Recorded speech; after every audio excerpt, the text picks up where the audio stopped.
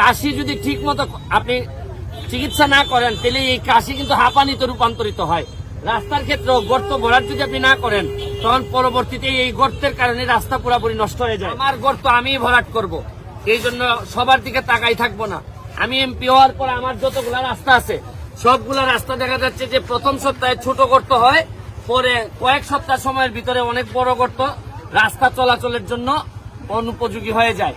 এই জন্য আমি সিদ্ধান্ত নিয়েছি আমাদের গর্ত ভরাট করার জন্য, রাস্তার গর্ত ভরাট করার জন্য নিজেরাই ট্রাক্টর কিনে, আমরা কিনি নাই, দুইজন আমাকে উপহার হিসেবে দিচ্ছেন, 2টা ট্রাক্টর দিয়ে আমরা এলজিডির কাছ থেকে এলজিডি উনি আমাদের একজন ইঞ্জিনিয়ার, ওনাদের অ্যাকশনের কাছ থেকে আমরা কিছু বিটুমিন নিছি, নিয়ে কিছু পাথর নিছি, নিয়ে বালু নিয়ে আমরা এখন পুরা মাধবপুর এবং সোনারঘাট 2 উপজেলায় এই ট্রাক্টর সবসময় চলতে থাকবে এবং এই বিটুমিন আর পাথরের মধ্য দিয়ে আমরা রাস্তা ভরাট করব।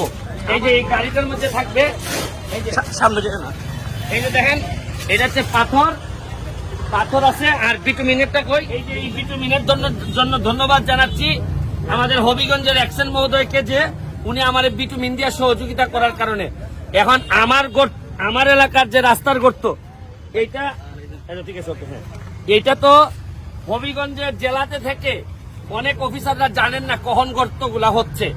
এই জন্য আমরা দেখায় যদি 2-3 জন কাজের লোক দিয়ে যদি এটা করাইতে পারি তাহলে কিন্তু আর কোনো সমস্যা হয় না।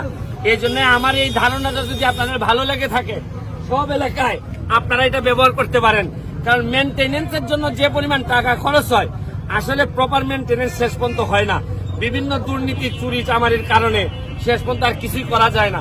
তাই আমি বলছি যে এই প্রজেক্টটা হাতে নিয়ে দেখেন, আপনার এলাকাটারে আপনি সেভ করতে পারবেন। আজকের মতো বিদায় নিচ্ছি, ভালো থাকবেন, সুস্থ থাকবেন।